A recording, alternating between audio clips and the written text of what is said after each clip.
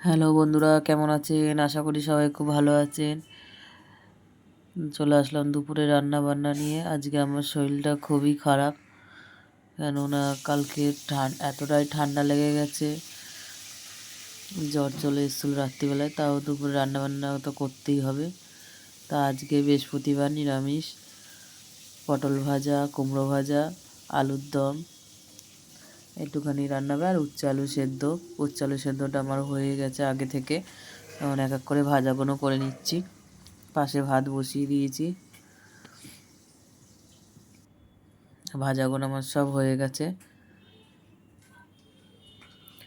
বিকেলের জন্য একটুখানি আলুর তরকারি করছি, কেন ছেলে স্কুল থেকে এসে বিকেলে টিফিন খাবে, তাই আলুর তরকারিটাও করে নেবো একবারই। ওই তেলেই আমি আলুর দমটা বসিয়ে দিচ্ছি। গোটা জিরে, গরম মশলা, তেজপাতা ফোড়ন দিয়ে দিচ্ছি কড়াইতে।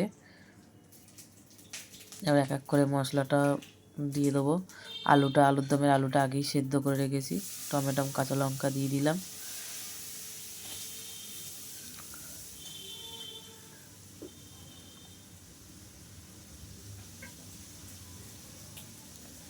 এক এক করে মশলাগুলো অ্যাড করে দেবো।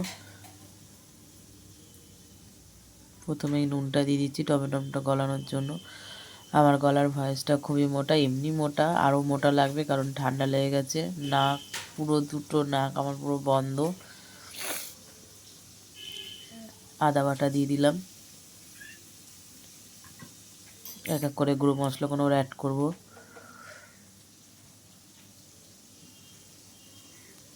হলুদের গুঁড়ো,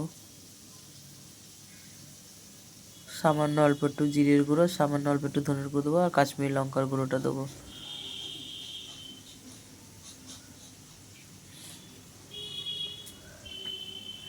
দিয়ে সামান্য জল দিয়ে একটু কষিয়ে নেবো, নিয়ে ঢাকনাটা চাপা দিয়ে দেবো, যাতে টমেটোটা গলে যাবে আর মশলার কাঁচা গন্ধটাও চলে যাবে।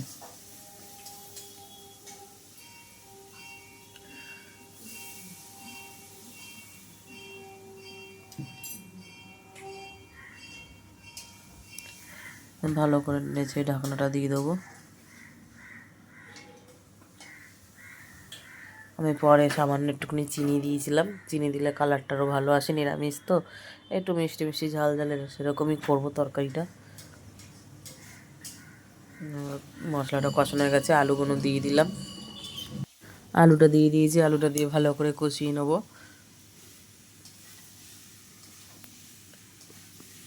একটু খুব ঝোল ঝোল রাখবো না, খুব কষা কষা রাখবো না, কেন ডাল ঠাল কিছু করবো না। এটাই আজ নিরামিষের দিন আর ডাল করতে আগের বৃহস্পতিবার ডাল করেছিলাম, ওই জন্য এই বৃহস্পতিবার আর ডাল করবো না। পাশে আলুটা একটু সেদ্ধ করে নিচ্ছি, বিকেলে যে তরকারি হবে আলুর তরকারি, তাও একটুখানি সেদ্ধ করে নিলাম। ভালো করে কষিয়ে জল দিয়ে দেবো।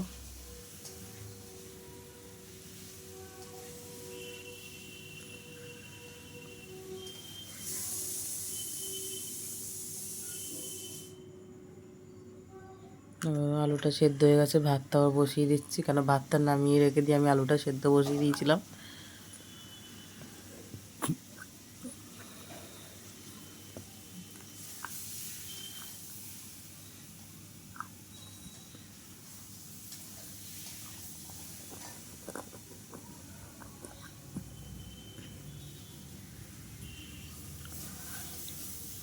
জল দিয়ে দিচ্ছি এবার পরিমাণ মতন।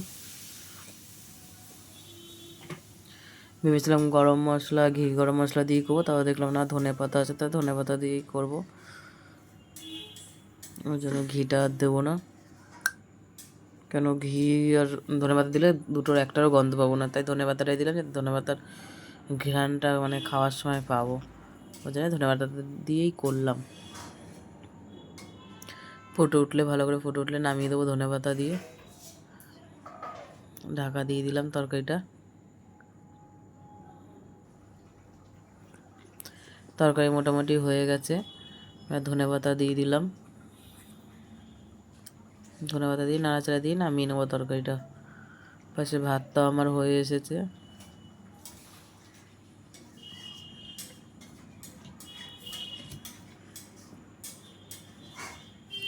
খুব একটা ঝাল ঝাল করিনি। তরকারিটা আমার হয়ে গেছে, নামিয়ে নেবো। তরকারিটা নামিয়ে নিয়েছি। এবার আলুর যে তরকারি বিকেলে ছেলের জন্য করব সেটা তরকারিটা বসিয়ে দিচ্ছি। সামান্য অল্প একটুখানি তেল দিয়েছি, ভাত হয়ে গেছে, ভাত তো দিয়ে দিয়েছি। তেলের মধ্যে একটুখানি কালো জিরে দিয়ে দিলাম। তরকারিটা হতে বেশিক্ষণ টাইম নেবে না, কেননা আলুটা যে কালে সেদ্ধ করা, ওর জন্য বেশি টাইম নেব না।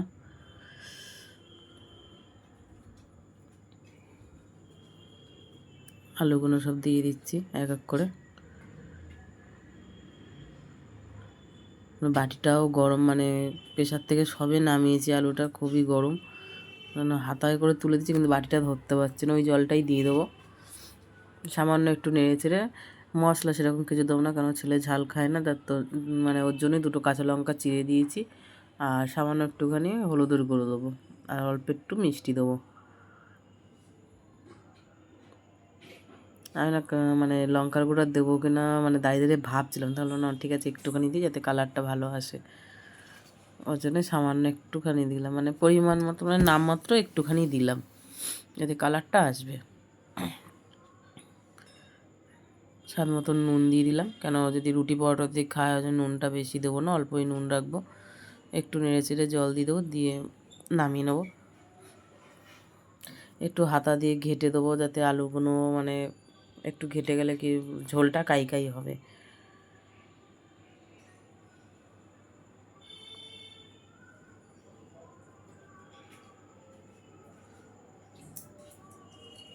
সামান্য একটুখানি চিনি দিলাম।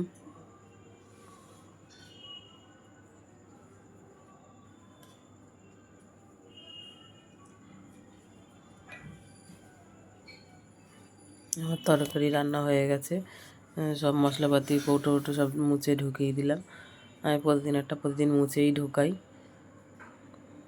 আর একটুখানি জল দেবো, দিয়ে ফুটে উঠলেই নামিয়ে দেবো। হাতা দিয়ে আলু কয়েকটা ঘেঁটে দেবো যাতে তরকারিটা গাঢ় গাঢ় হয়।